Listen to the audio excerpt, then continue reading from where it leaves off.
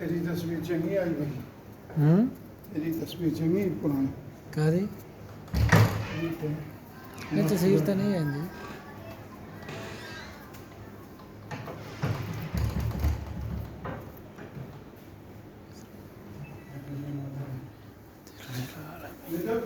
ये सफा कर ली ना ये मतलब हाँ बढ़िया वो कहाँ जाट का मतलब अच्छा आया नहीं छोड़ हाँ ये कुछ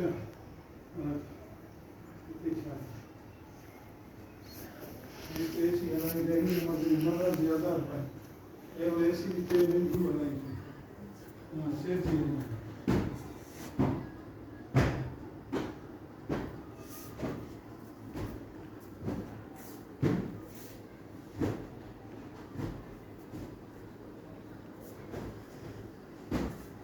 तेरे राजा मनी करूँ हाँ तो कभी करी जान जान तेरा इलाज करेगा मैं